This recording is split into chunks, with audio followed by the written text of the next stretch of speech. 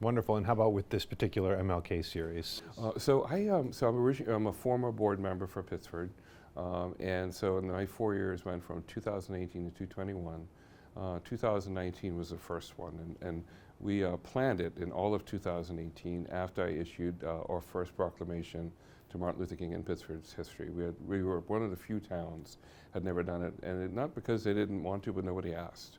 So when I first got sworn in, Bill Smith said, so I was curious, I'm like, how come we've never done that? And he said, well, nobody ever asked. I said, well, I'd like to do that. I said, my whole life, when I was in college, I was influenced by Martin Luther King's writings and his speeches and his view of the world. And so I wanted my first official act as the first African American in our history of our town to ask for that. And he said yes immediately. Yeah. So you got a proclamation, an MLK proclamation for the town of Pittsford. Yep, and it was issued in the first month of January of 2018 after I was sworn in. And what happened after that when it comes to the series? So kind of a cool story. After it was issued at the actual board meeting, there was a couple, Vicky and Abraham Brooks, who is the parents of Senator Sarah Brooks, and they saw the broadcast, came down and to one of my coffee hours I hosted every month, and said, introduced themselves and said, we just want to thank you. Seeing that and hearing that and having because I actually had every board member read a paragraph from it, because symbolically I wanted to show it's a new day, a new chapter in Pittsford, that we were going to start being more inclusive, more welcoming, and more purposeful, intentional in our actions. And so it turns out that really made a difference to them, and they said, how can I help you? You're already elected, so it's too late to say vote for you or so on. I said, well, I have this crazy idea. I'd love to have a series, a 4-day series called Martin Luther King Living the Dream series. I had the name already because for me, a dream can be a fantasy. Living the dream is making it real. And I just felt everything I learned about listening to the speeches of Martin Luther King, there was a sincerity and authenticity around his message that you could tell came really from his soul. In fact, even I have a dream speech. The backstory on that is that he didn't plan to read it that day. And it was someone sitting behind him that said, tell him about your dream. And it turns out that's the thing we remember most about Martin Luther King. But if you look on YouTube, April 1967, he was interviewed in this church by NBC. And it's a very short clip, just to type in Martin Luther King NBC interview. And he says in this interview, and this is after the passing of the Civil Rights Bill, passing of the Voting Rights Bill, and he said, the dream has turned into somewhat of a nightmare for me. He says, because it turns out it was much easier to create a bill to make it easier to, have a same water fountain, to go to the same restaurant, to eliminate some of the indignities that were still being done in the South. He says, but it's much harder to change hearts and minds. He says, what I'm finding now is that the very people that came down from the north to march in Selma, that when he went to Chicago, he would notice that same folks weren't as supportive of housing equity, weren't supportive of educational equity. That, so he started to really come to terms with the fact that the support for him in the South that led to these changes that were, he felt was the beginning of maybe massive change, really was coming at the fact that when they turned on the TV and opened up the newspaper, they were seeing atrocities committing against another human being. He says, and that disturbed them to action. He says, but they really weren't ready for true equity for African Americans. He says, because not wanting me to live next to you, to have my kids go to school with your kids, or not to have equal access to jobs. He says, it's clear that there was something that was more deeply needed, and that the dream had lost some of its oxygen. And so it was a very sobering, in that interview, it's only 26 minutes. What you saw was someone that realized that the problem of race in America is much deeper than the things that laws can change. It has to do with the heart work. HEART work. That doesn't happen unless you talk about the problem. Doesn't happen until you embrace how did we as a society decide to take human beings and to devalue them. And his words are thingify. Once you've thingified a part of the human race, if you don't go back and address why that happened, how it happened, and how to revalue it, then it just takes on a different form. And so, slavery has maybe outlawed, but the legacy of slavery is still with us. If you think about even here in Rochester, we're in 2023. But some of the problems of the 50s and the 60s leading up to the 1964 riots had a lot to do with inequities in the 7th and the 3rd Ward and areas that had not enough housing, not enough equity, not enough support, limited access to jobs. And here we are in 2023, and some of the same legacy of the problems from that still exist. And I think it's because we have not, as a community, not just celebrate the dream, but live the dream. And so for me, what's different in you, because I actually love all the other celebrations of Martin Luther King, so I want to be clear, I see value in celebration. But in the grand scheme of addressing a problem, it has to be asymmetrical. It's multiple facets to it. So I can celebrate Dr. King, but I also can hold myself accountable to say, well, if he was to show up today and say, what are you doing, Kevin, besides telling everyone how proud you are of my accomplishments and how much you wish I was still here? What are you doing? Because the prescription I left is yet to be filled, and we're all the pharmacist. Because we all have the ability, all have position, power, and agency. For me as an individual today, I work in a company where I am transparent around my passion around equity. It was why I made my decision to go and work for this company. When I was a government official, I was not shy about the fact that I went from having a cup of change to a bowl. We could pass a law to eliminate inequities. We could actually move away from exclusionary zoning laws to inclusionary zoning laws, which would make house prices more affordable to more human beings. As a news person, your cup of change is the microphone. You're in my living room every night. You're in the living room of everybody that can get your signal. So what you say matters. And so what you decide to show matters. What you decide not to show matters. How you frame things matter.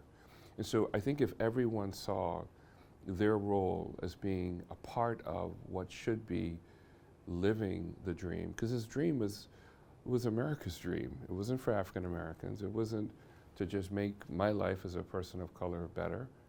It was to really make us live up to what we said. We have the words right in our Constitution, including the amendments, of course. So you talk about the asymmetrical change. How did the series fit into that? So for me, what I wanted to do was to carve out a niche that if I did something, it was a very simple formula. In fact, 4 years later, we're doing the same thing. Create an event where people can share in that event, a common experience, whether it be a panel discussion or a movie, documentary, or a movie itself. And then immediately follow that with a discussion, because by bringing people together with one common event or new information that, hopefully in most cases, is educating, raising awareness, or highlighting, you then right away, while the mind is still open, to ask, well, what does this mean for you? How did that inform you? So, for example, when the very first year we did it, I had a panel discussion where I had graduates of color from Pittsford that got a chance to just share their experience and what it was like to go to the Pittsford school system 30 years ago, 20 years ago, 15, and 6. And what we were able to see right in front of our eyes with this packed room of people was going back in time 30 years, 30, 20, 30, 15, 6, and to say what it was like for you. Because nobody ever asked that question. In fact, that was the one thing they said was, no one's ever asked me what it was like to go to a school that was not only predominantly white, but really in an area that really had spent a lot of effort to keep it segregated with deed and covenant restrictions and so on, and the mindset that would make that happen. And so hearing with their experience changed the lives of people. At the end of that session, especially when the graduates said, almost to a person, that although they enjoyed the rigor of the school system and they enjoyed, how it taught them how to study and to learn and to, and to do projects, it enhanced their life. In fact, they were all excellent in their fields. One was, a doctor and one was in IT and you name it. But then when they then talked about the downside, that the teachers and really the counselors at the time, college counselors that worked for the school, didn't see them the same way they saw kids that were white. That they would give their friends advice on applying for the best schools in the country. But the same friends who studied together had similar grades. They said, don't go to, don't waste your parents' money. And when we heard that happening 30 years ago, and then even closer to where we had a student get up and say, I'm graduating in May, and then it's still happening, people in the room became moved. Well, what happened then after that panel discussion was the natural question surfaces, what do we do? And so I offered, a few thoughts, and I said, well, ultimately you have to decide what to do. But I can offer some suggestions. What you heard tonight is that structural institutional racism isn't written down anywhere. It isn't on the walls. It isn't in the job description. It isn't in how you're onboarded. It's really just in how the culture works. The momentum of inequity is powerful. You don't have to do anything to keep it moving in the wrong direction. You just have to keep changing the players and don't change anything. And so if what you heard today suggests that we had two different schools that these people graduated from, some lived in Pittsford, some were urban suburban, so we've normalized it to say it really doesn't matter who it is. What matters is the fact that it's happening. So what do we do?